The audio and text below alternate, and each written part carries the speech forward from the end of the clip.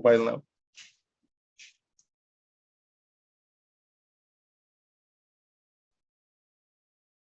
So we're just waiting on a couple more people that we need to be here. We need Dr. Lanassi. We have, and we need the chair, John Farthing. Hi, Dr. Knox. Hello. How are you guys? This Good. rainy day. Good. It's great to be here. I'm just going to get my setup here. Sure. Yeah.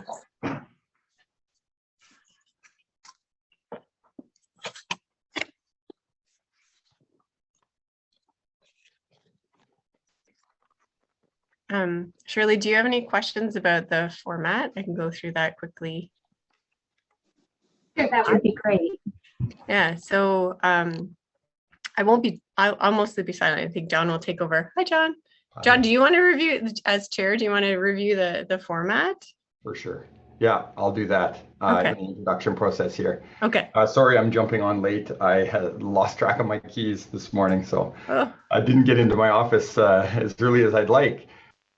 Hi, everybody. Welcome to the PhD thesis defense for Pawan. Pawan, how are you doing? I'm doing good. I'm doing good. I see you're set up in pack 363 there. Yeah. Looking good. Yeah. Congratulations for getting to this point, and we're looking forward to seeing you defend your thesis today. So my name is Dr. John Farthing. I'm the graduate program chair in the College of Kinesiology. And so I'll be chairing the proceedings today for Pawan's defense. Thank you all for joining, a great crowd in the virtual audience today. So first I will introduce the committee members. So welcome to our external examiner, Dr. Rydick. I think I'm saying that correctly, am I, Shirley? It's Reedike, but that's okay. I've gotten all versions of my name. I'm sorry, how do you say it properly? Reedike. Reedike. Okay, I'm sorry for that, Dr. Reedike. Yeah, from Purdue. Dr. Reedike is from Purdue University. Thank you very much for serving this very important role as external examiner for our PhD candidates. And one of the great advantages of the virtual environment is we can connect people from all over the world for these fantastic events. So thank you for doing this and for joining this morning. And I'll introduce Pawan's committee. Supervisor is Dr. Allison Oates. Committee members are Dr. Joel Lanova from Kinesiology, Dr. Gary Lanassi from Rehabilitative Medicine, Dr. Catherine Knox also from Rehabilitation Medicine, and our cognate member is Dr. Audrey Zucker-Levin from School of Physical Therapy. Have I missed anybody? No, everybody has been introduced. Thank you all committee members for your work. So just a little bit about the proceedings before I will turn it over to Dr. Oates to introduce Pawan. So Pawan will give about a 25-minute presentation on the PhD thesis work. Then after that time, we'll have questions from the audience. And at that time, we'd ask the committee members to withhold their questions. Then we'll have a short recess and we will join the formal defense proceeding after that. And it is an open defense, so all audience members are welcome to remain in the room, but the questions will be reserved for the committee members only. We'll begin with the external examiner and go around through the committee, usually second with the cognate, and then through the rest of the committee members, ending with the supervisor. With that, do you have any questions, Pawan, about the process? I'll review again before we start the oral exam. I'm good right now, Dr. Farthing. Thanks so much. Okay, great. So with that, then I'm happy to turn it over to Allison to introduce Pawan. Thanks, John.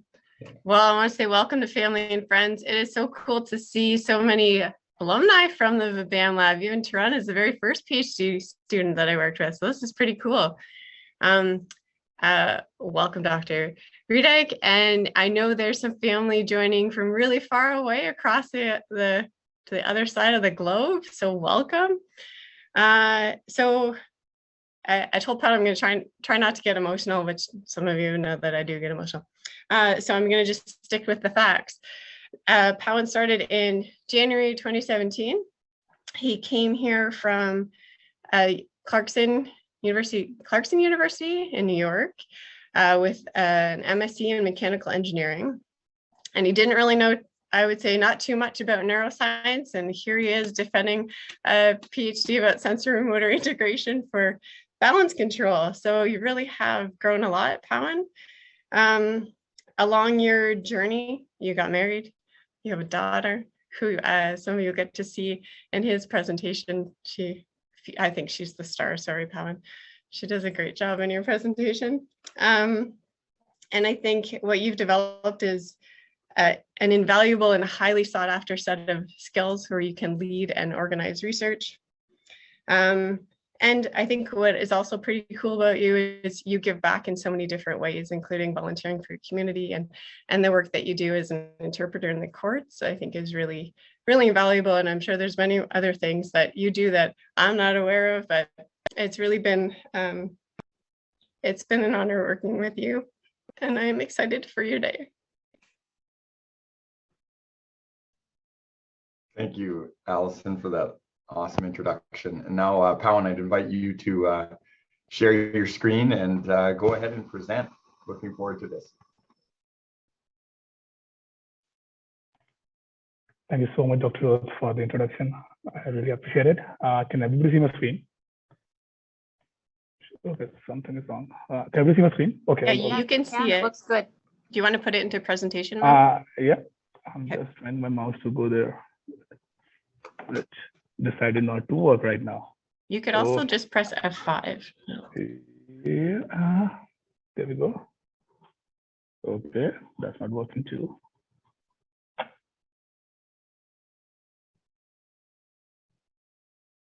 That's a good start. Why my mouse is not working? Both of the mouse steps. Pawan, you can try just the icon down at the bottom right. Okay, Yeah, okay. try that. You might have it Yeah, split yeah. screen right now, though, and it's so there you go.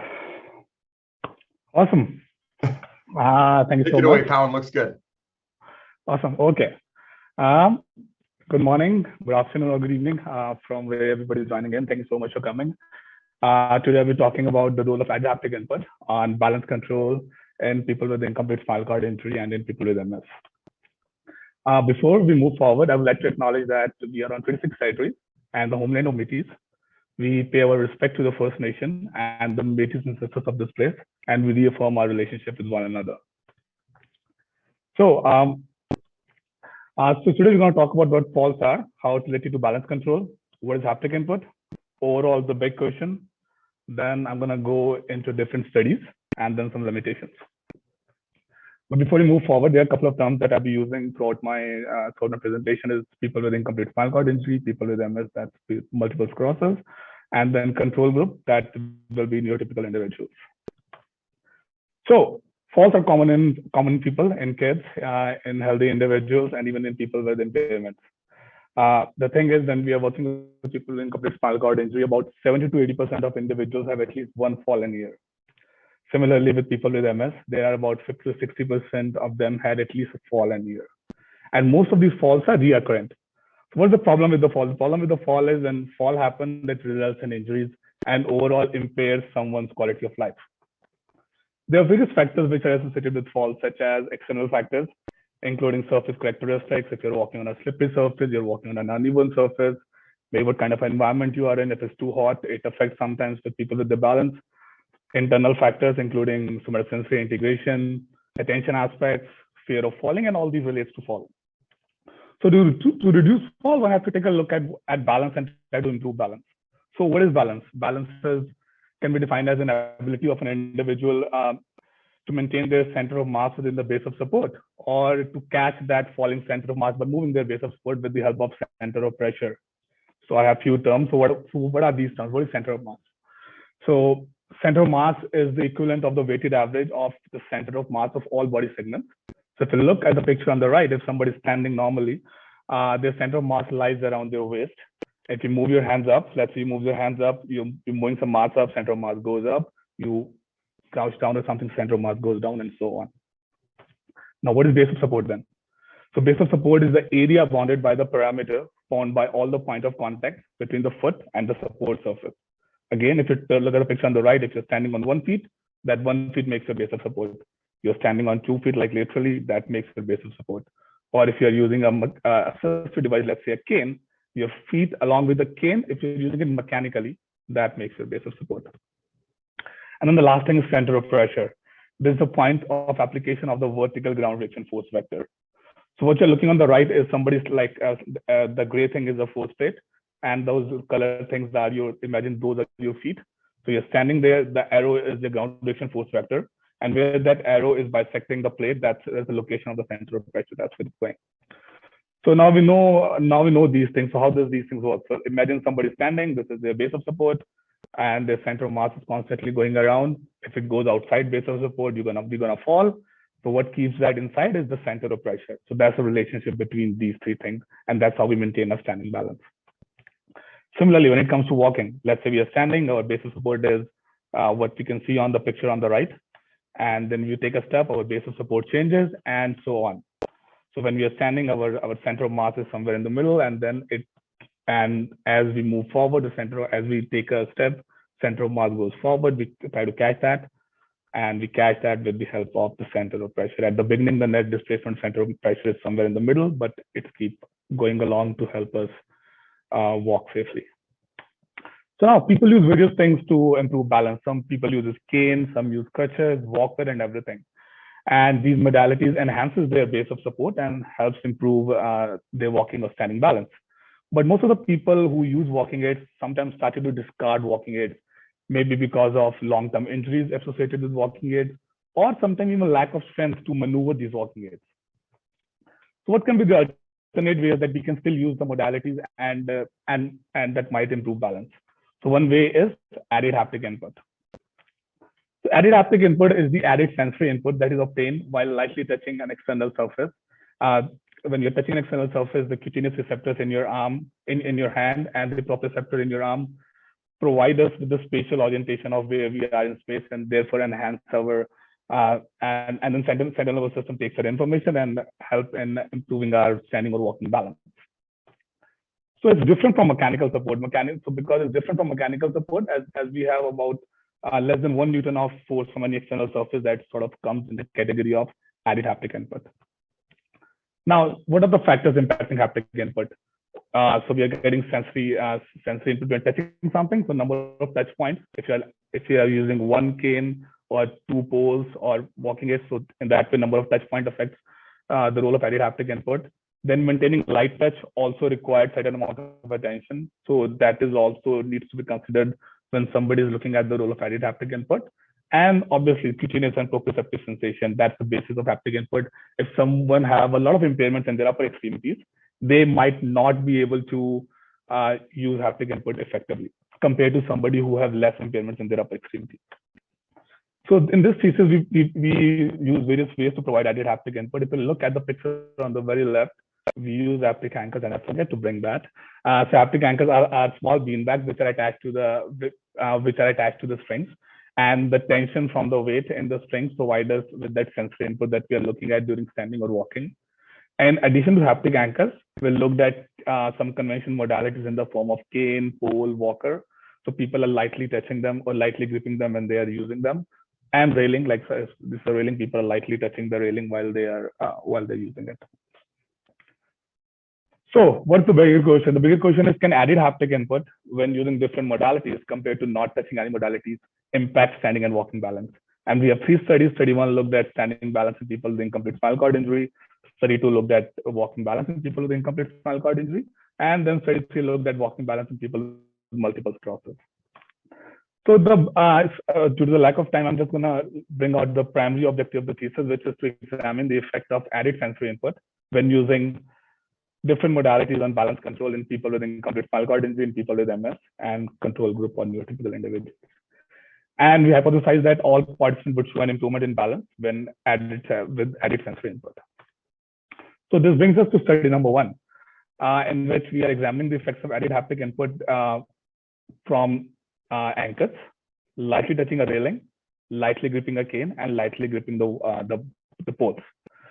So we have a total of these five conditions, no touch and these modalities, so total of 5 trials. And then we also included vision because we wanted to see in eyes closed condition, can haptic input compensate for the lack of vision. So a total of 5 trials under each condition multiplied by 2 for eyes open and eyes closed. A total of 10 trials were done with each participant. And participants stood on a force plate, which is flush within the floor. The force plate was collecting data at about 2000 hertz, So if you remember, like this is a center of pressure moving around, and that's the same thing what you're looking on the right, the moment of center of pressure and sort of an interpretation on the left side. So the center of pressure outcome variables are used to assess standing balance. And for that, we have path length, which is the distance between the successive center of pressure locations in all directions. Then we have sway velocity, which is the distance traveled by the center of pressure divided by total time in anteroposterior and in medial lateral direction. And then we have sway variability, which is the root mean square values we calculated again in the anteroposterior and the medial lateral direction. We anticipate that with the addition of haptic input, path length, sway velocity, and sway variability will go down when compared to not touching anything. So for stats, we use repeated measures ANOVA because we have both within subject factors and between subject factors. Within subject factors are the different modalities and the vision, and then between subject factors are the group, which is people with incomplete spinal cord injury, and the controls. Level of significance was set at alpha is equal to 0.1 to accommodate for multiple comparisons and to mitigate the risk of type 1 error. So we have a total of 28 participants in the study, and out of which 16 were people with incomplete spinal cord injury. There were no statistical significance between their ages, height, and mass. And most of them did not have experience or they were not using walking aid regularly. Only 3 people are currently using the walking aid while we're doing data collection. So to look at the results, what we're looking at here are the group effects. The green ones are people with incomplete spinal cord injury, and the blue one are the control groups. So, and the asterisk represents the significant differences between them. So what we are looking at here is people with incomplete spinal cord injury have a greater path length, a greater variability, and a greater source velocity compared to the control groups, suggesting that our participants have a typical characteristics of someone with an incomplete spinal cord injury. If you look at the bottom graphs, we wanted to see the effect of vision. And again, with eyes closed conditions, we see a greater path length, a greater variability, and a greater velocity of sway or sway velocity, suggesting that vision does play an important role in balance control. Now, coming to the main effects of modality. If you can see on the picture, if you can see on the graph on the left, it's the variability, and the graph on the right is the sway velocity. Both sway velocity and variability reduces when participants are lightly touching the railing compared to the no touch condition. In case of velocity, other modalities also had an impact in reducing sway velocity. And we believe railing was most useful because number one, the haptic input was added to the highly sensitive area of the railing, which is the fingertips, which have the more tactile receptors compared to the palm of the hand. And also the haptic input was added laterally, so participant arms on the lateral side. So that's why it may have impacted the outcome in that direction also. So the take-home message from study 1. Added sensory input from modalities does improve standing balance, and railing was most helpful. So study 2, we have same participants, and the only difference this time they're walking with these modalities instead of standing. So 4 trials were done with each condition, so a total of 20 trials, and then we have eyes open and eyes closed, so 20 into 240. So each participant completed 40 trials in a randomized order. Gait was analyzed using a 3D motion capture system, which is Vicon, which has a sampling frequency of about 100 hertz, and participants walked over a distance of 10 meters. And this is how, once you put the markers on, this is how it looks like. So kinematic data were obtained, and they were used to assess walking balance. So the outcome variable that we used in this study is one is walking velocity. Well, walking velocity is an important clinical screening tool, and it's a predictor of health in community dwelling settings. Then we have step length, which is the anteroposterior distance between the 2 consecutive heel strikes of each foot. And then we have step width, which is the medial lateral distance between the right and the left hip marker at the time of the heel strike. The variability was calculated using standard deviation around the mean. Then we looked at margin of stability, which is the distance of extrapolated center of mass for the posterior heel strike. So that's for the anteroposterior direction. And then for the lateral direction, we have a distance of extrapolated center of mass to the lateral edge of the base of support. So extrapolated center of mass is different from center of mass as it accounts both the velocity and the position of center of mass. Again, the variability has been calculated using the standard deviation around the mean. So we anticipate that when added haptic input is added, people will walk faster with a longer step length and with the larger margin of stability in the anteroposterior direction. Whereas we anticipate step fit, variability, and the margin of stability in the medial lateral direction to go down. The stats and the participant information is similar to study number 1, so I'm going to jump to the results. Similar to the previous study, we can see that participant and the people with incomplete spinal cord injury walk slower with a larger medial lateral margin of stability and a smaller anteroposterior margin of stability. Again, suggesting our participant has a typical characteristics of someone with an incomplete spinal cord injury. And if you look at the effect of vision, with eyes closed condition, participants were walking slower and with a smaller margin of stability in the anteroposterior direction and the larger in the medial lateral direction, again suggesting the importance of vision in walking balance. So when we looked at the results, we were a bit surprised with the results as number one, lightly touching the modality does impact walking balance. But when we looked at the impact when we looked at the impact, the railing, with the addition of railing, participant walks slower and with a smaller step length compared to other modalities and compared to no touch condition. And we believe this might be because of the attentional demands required to control the finger location and the contact forces in the multiple degrees of freedom, considering putting hands on the railing can go in the anteroposterior direction, mediolateral, or even in the vertical direction. We believe that, and also the novelty of the task, as most of the participants were not familiar with the modalities that may have attenuated the effects of haptic input.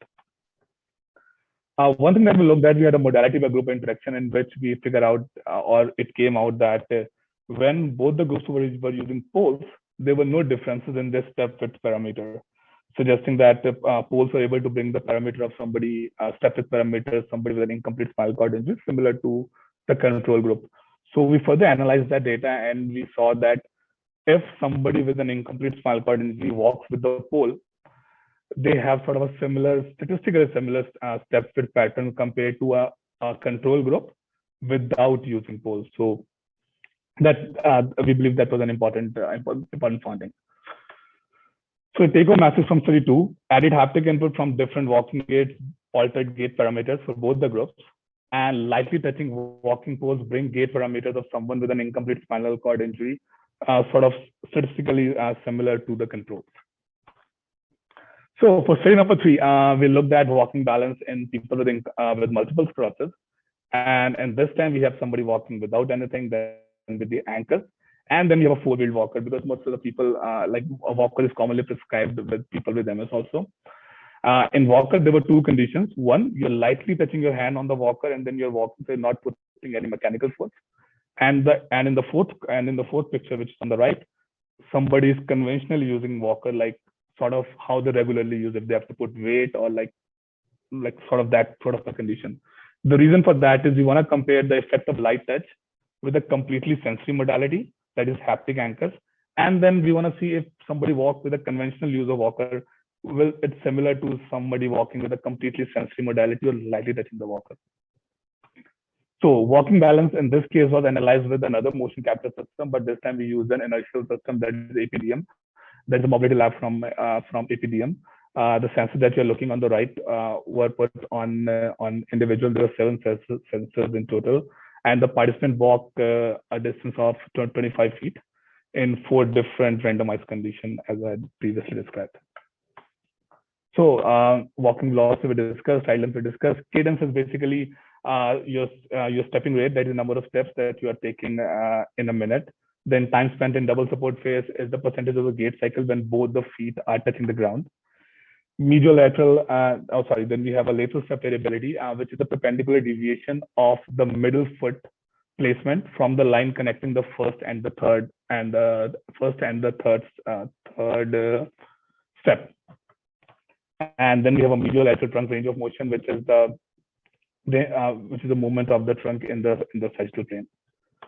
We anticipate with the addition of haptic input, people will walk faster with a longer stride and with a higher cadence, whereas the time in double support will go down, the variability will go down, and the trunk range of motion will also go down.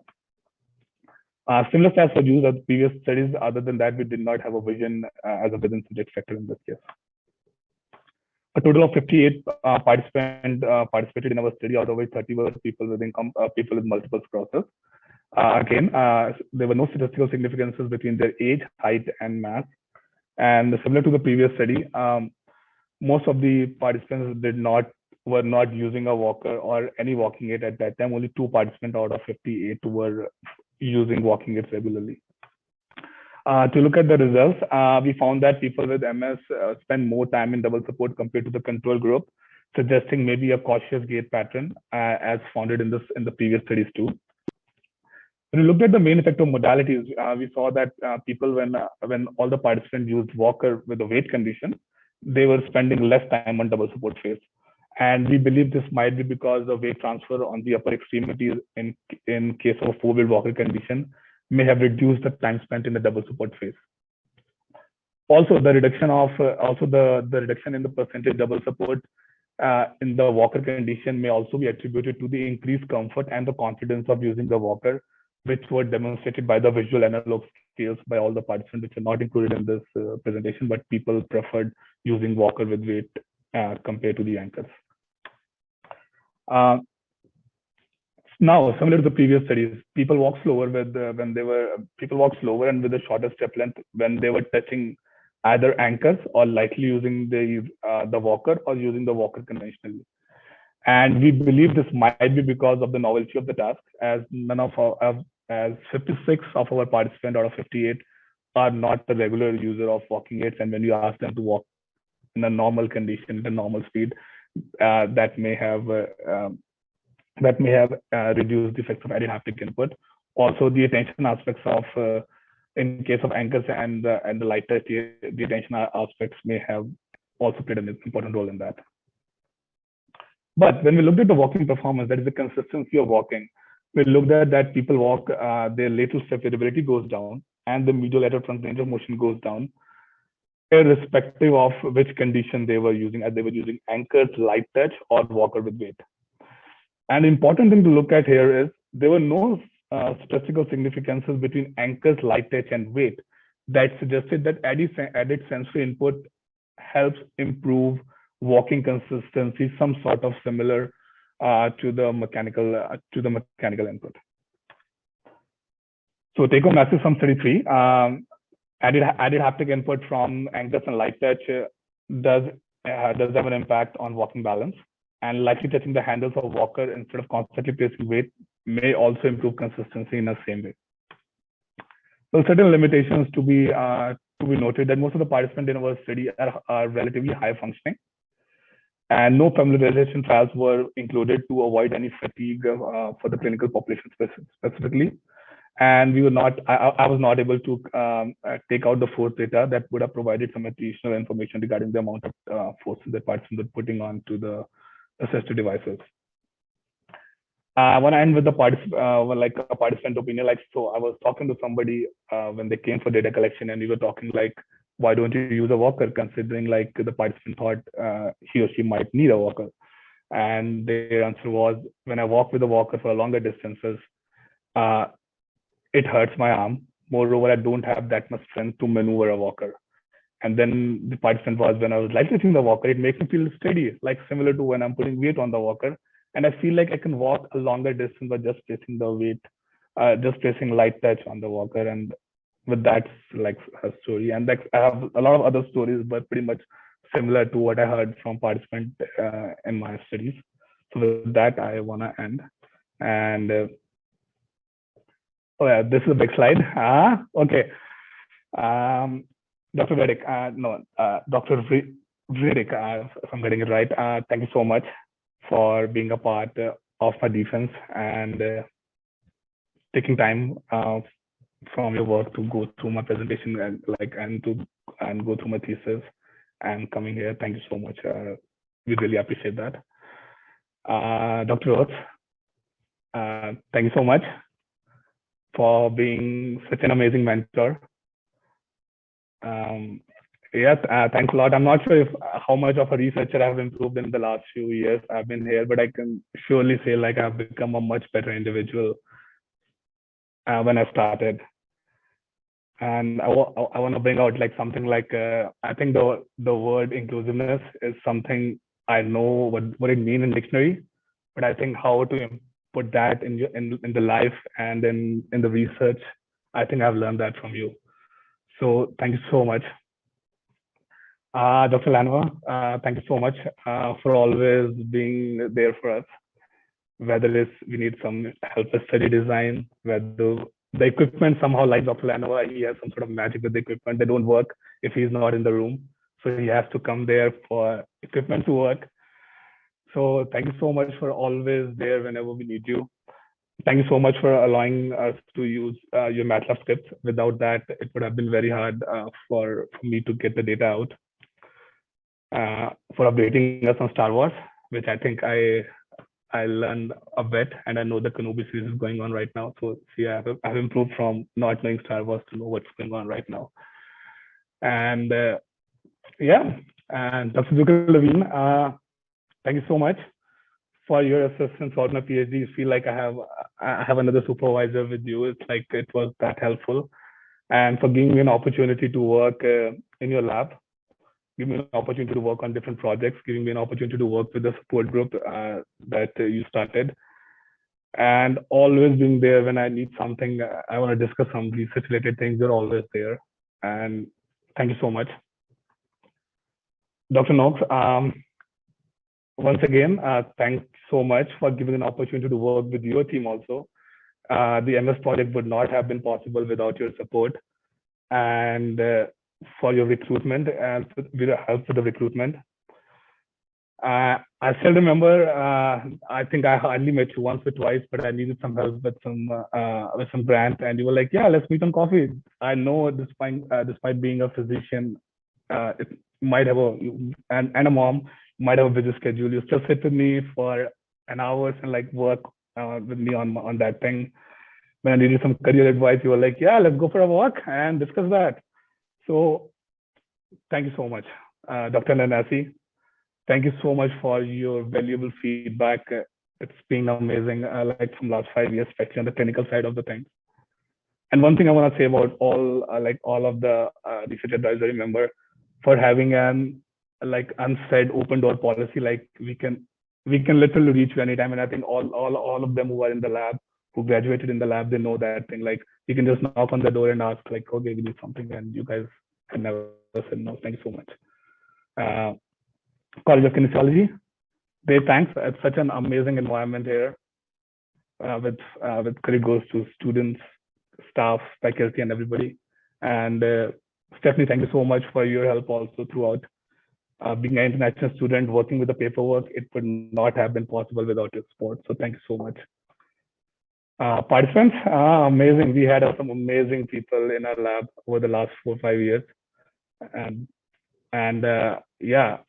We learned so much from them, listening to their stories, sharing our stories. It was a fun ride. And to the lab group, I know a lot of you are here, like including Kirat, Tarun, Eric, and like somebody who graduated 2018, they're still here. They came for the defense.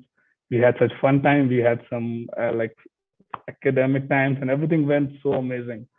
Thank you so much, everyone. And I also want to thank my parents, my family, my friends, like those who came. Like there's some friends who I know from last 30 years, and they're here. So thank you so much for their support. Things would not have been possible without the family and friends support, I'm gonna say. But yeah, thank you so much. Thanks a lot.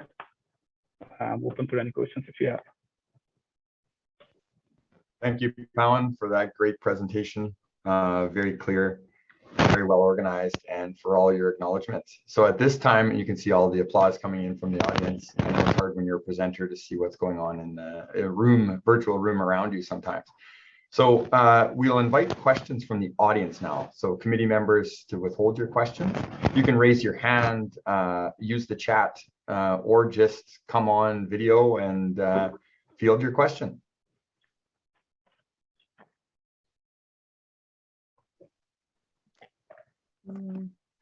I'm just wondering, might it be easier to do an order because it's so hard to know who's coming in on the video? And do you anticipate us doing a few rounds of questions? Oh, like yes. starting, you know. Sorry, Catherine. Sorry, Dr. Knox. Yeah, audience members first.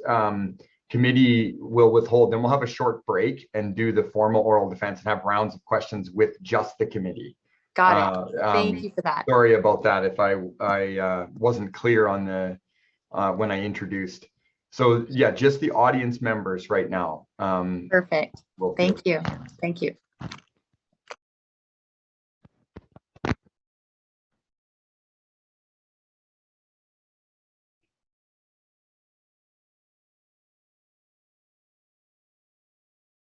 Dr. Ferguson, go ahead. Thank you. Yeah, sure. I can get us started here. Thanks, John. Thanks, Pawan. It was so great to see your program of research kind of all presented together. It's always exciting to get to this stage. So big congratulations. And I have to agree with Dr. Oates. Your daughter was the star of that presentation. She's so cute. I had a couple of questions coming to mind with kind of my social scientist hat on, but I'm going to kind of go in the direction of kind of like knowledge translation, take home message. And I know you kind of had some take home messages after the 3 studies, but I guess I'm curious about kind of your main takeaway that you would want, you know, almost like a knowledge user to have. So I'm thinking of myself. I have some friends, extended family members who have MS, who have spinal cord injury. So if after work today, I go home and I say I went to Pawan's outstanding PhD defense, looked at sensory motor integration, what would you want me to share with them as kind of like the main message that might be impactful for them? Thank you so much, Dr. Ferguson. So I think the main thing I can say, like, we are still on a basic science things, but if we have to take a bigger picture, sort of, let's say if somebody have balance impairments, and depending upon if they do not have orthopedic impairments and they only have balance impairments, they can use certain modalities, like let's say walking poles. We know, like, walking poles, there's no sort of, if people do not use cane, people think there's a stigma associated with using a cane. The poles are more sort of a trendy thing. And our result does shows that people using poles, their standing balance and their walking balance sort of enhance with both the terms. And consider, when do you want to use those modalities? Let's say somebody is good in a balance and they're walking in an uninterrupted surface, maybe in a home or in a straight line somewhere, but they're walking outside or they're walking in the night when the other sensory system might not be there, or they're walking or they're standing on a perturbed surface where they might not get a reliable proprioceptive or some other system. At that time, if they can lightly touch something, and I know clinicians say, like, do not touch a wall because there might not be something to grab onto it. And then that's where you can bring of the poles in there. You can get that sort of added sensory input, which might be lacking due to vision, like due to maybe lack of light or maybe lack of other sensory impairment that people with MS and people with incomplete spinal cord injury have. Yeah, that's great. Thank you. And I can absolutely appreciate that kind of that more first generation basic science stage, but it's always interesting to hear right from the scientists now with kind of the implications of it. So thank you very much.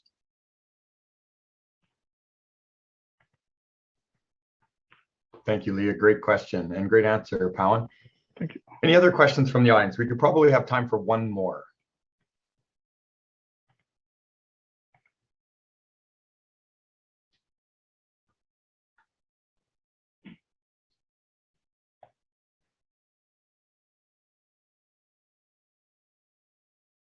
Okay. Hearing none, join me in thanking Pawan for a great presentation. Oh, there's another one, a follow-up maybe perhaps from Dr. Ferguson. I saw a hand raised. No, sorry, okay. So great work. And at this time, we'll take a very short break 2 to 3 minutes. Folks can go to the restroom, whatever they need to do. And audience members, you're welcome to stay for the duration of the defense if you'd like, but obviously the questions will be reserved for committee members only at that stage. So we'll come back in 2 to 3 minutes. Thanks, folks. Can I say something to my family members? Okay. Oh yes, please. Awesome. Pawan, go ahead. Thank you. वही सारे अब चले जाओ यहाँ से ताकि मैं आराम से वो कर लूँगा फिर. Okay, thanks. Bye. Yeah. Congratulations. I'm so proud of you. Thank you so much. Thank you. Thank you so much, everyone, for joining him today. I'm so happy, and I don't want to cry, and I don't want to, but yes, I'm so proud of you, and your whole family is proud of you. Thank you. Especially your daughter. Thank you.